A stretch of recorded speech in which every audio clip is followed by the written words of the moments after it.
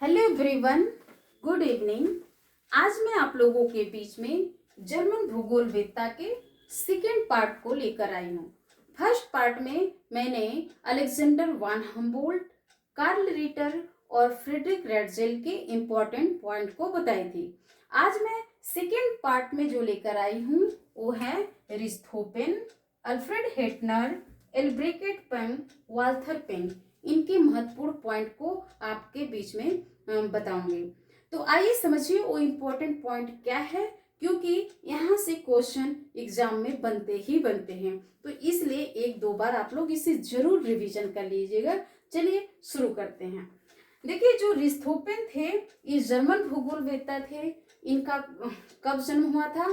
तो 1833 में। और मृत्यु कब हुई थी? तो 1905 में। इसे याद रखें। रिस्थोपेन जो थे इन्होंने क्या किया? चीन का विस्तृत अध्ययन किया और एक पुस्तक की रचना की थी, चीन का भूगोल। अगर पूछे चीन का भूगोल के कौन है तो ये रिस्थोपेन है। कौन ये लिखने वाले कौन है? तो रिस्थोपेन है। तो आप ये जरूर याद रखिए। और फिर इसके बाद रिस्थोपेन थे ये पहले जर्मन भूगोलवेत्ता थे जिन्होंने सामान्य भूगोल और प्रादेशिक भूगोल के मध्य अंतर को स्पष्ट किया और प्रादेशिक भूगोल को वितरण विज्ञान माना। उन्होंने विभिन्न आकार के अध्ययन के लिए विभिन्न रीतियों का प्रयोग किया था, जो कि वो कौन सा है? देखिए, इन्होंने कुछ शब्द का प्रयोग किया जो बार बार पूछा जाता है। इन्होंने एयरटेल शब्द का प्रयोग किया था विश्व के प्रमुख विभाग के लिए। लैंडेर शब्द का प्रयोग किया था प्रमुख देश के लिए। लैंड सॉफ्टेन प्रयोग किया था लघु प्रदेश के लिए। आर्लिश कॉटन शब्द प्रयोग किया था स्थानीय बस्तियां के लिए। तो ये कुछ महत्वपूर्ण शब्द हैं जो इन्होंने प्रयोग करते थे। तो ये क्योंकि यहाँ से बार बार क्वेश्चन पूछता भी है कि लैंड सॉफ्टेन किसने प्रयोग किया था? तो रिस्थोपेन ने। किसके लिए? तो लघु प्रदेश के लिए। तो आप इसे इस तरह से याद रखें। रिस्थोपेन थे, इन्होंने फ्योर्ड तट और रिया तट के मध्य अंतर को बताने वाले कौन है? तो रिस्थोपेन है। देखो, इन्होंने बताया कि जो रिया तट है वो जब नदी घाटी समुद्र में डूब जाए और उसकी जो गहराई समुद्र की ओर बढ़ती जाए तो उसे रिया तट कहते हैं। और इन फ्योर्ड तट क्या होता है? फ्योर्ड तट वो होता है जो हिमनद से बनता है और यू आकार की घाटी होती है, और जब समुद्र में डूबता है तो और लेकिन उसकी जो ढाल होता है वो खड़ी ढाल वाली होती है। और ये जो है कि इसका गहराई क्या होता है कि समुद्र में की तरफ जैसे जैसे बढ़ती है वो घटती जाती है, मतलब कि समुद्र की तरफ जैसे जैसे जाती है वो घटती जाती है। तो इस चीज को फ्योर्ड तट और रिया तट के बारे में भी आप जानते रहिए। मेन चीज आप ये जानिए कि फ्योर्ड तट और रिया तट में अंतर बताने वाले कौन थे? तो रिस्थोपेन। रिस्थोपेन ने क्या क्या बताया कि जो महत्वपूर्ण अगला नेक्स्ट पॉइंट है, बताया कि क्षेत्र वर्णनीय विज्ञान है। भूगोल क्या है? एक क्षेत्र वर्णनीय विज्ञान है जिसमें भूगोल में पृथ्वी तल की क्षेत्रीय विभिन्नताओं का अध्ययन किया जाता है। कोरोलॉजिकल साइंस, क्षेत्र वर्णनीय विज्ञान किसने बताया है? तो रिस्थोपेन ने। इसमें किसका अध्ययन किया जाता है? पृथ्वी तल के क्षेत्रीय विभिन्नताओं का अध्ययन किया जाता है। तो ये चीज याद रखें। और रिस्थोपेन का मानना था कि भूगोल में पृथ्वी तल के उस भाग का अध्ययन किया जाना चाहिए जहाँ स्थल मंडल, जल मंडल, जव मंडल आपस में मिलते हैं। उसके लिए इन्होंने एक शब्द का प्रयोग किया था, इरोडे बेर फाल्चेन कुंडे। तो इन शब्द को आप याद रखें। और तो इतने जो है कि महत्वपूर्ण पॉइंट थे रिस्थोपेन के बारे में।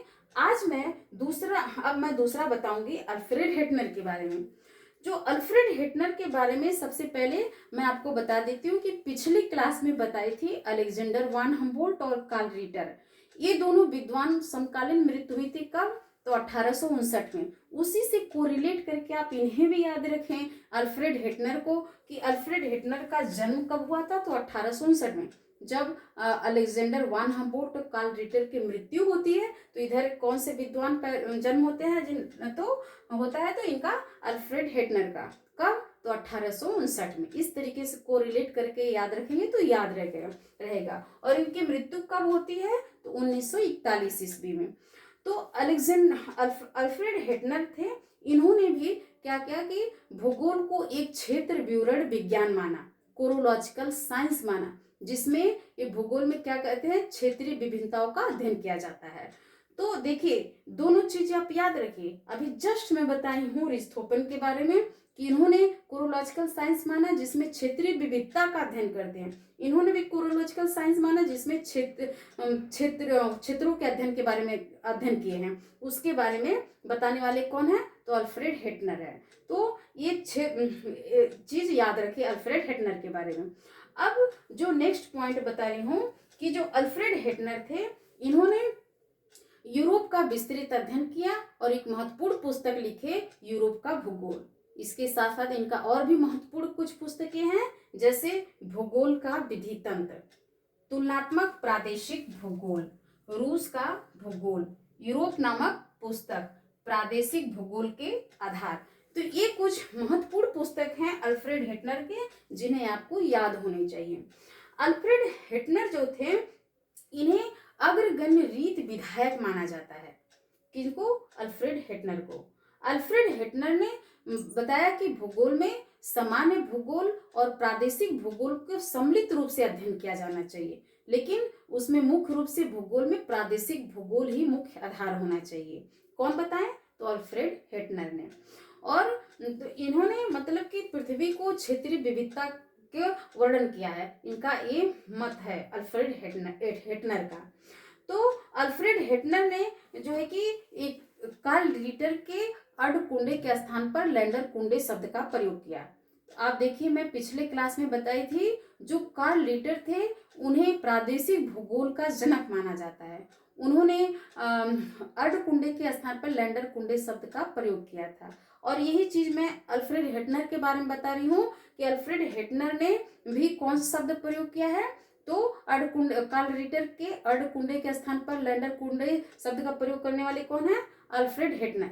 इनमें दोनों में विशेष अंतर क्या है, जो कार्ल रिटर थे वो उद्देश्यवादी थे और ये मानव पर्यावरण के संबंधों में क्या ऐतिहासिक और धार्मिक संबंधों पर विश्लेषण किया था, लेकिन जो अल्फ्रेड हेटनर थे ये मानव पर्यावरण संबंधों में जो है कि वैज्ञानिक और तार्किक संबंधों पर विशेष जोर दिया था।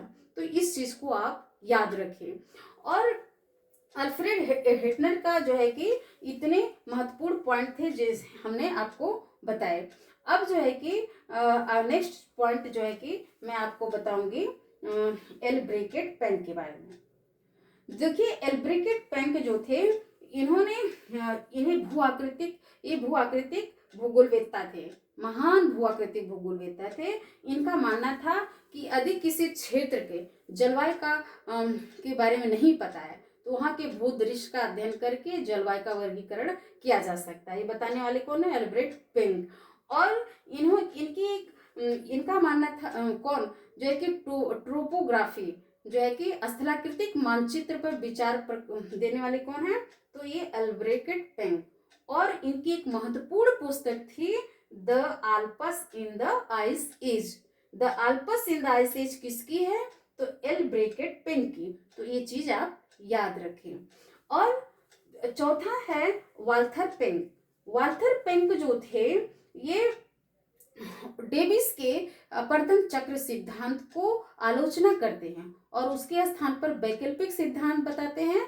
कहते हैं कि अपर्दन जो चक्र है ये लंबे समय तक होता है, मतलब कि जो भूआकृतियां उसका क्या होता है, एक लंबे समय तक होता है और भूत्थान के साथ साथ अपर्दन चक्र भी आरंभ हो जाते हैं। और उसके लिए उन्होंने अपर्दन चक्र की कितनी दशाएं बताए, तो 5 दशाएं।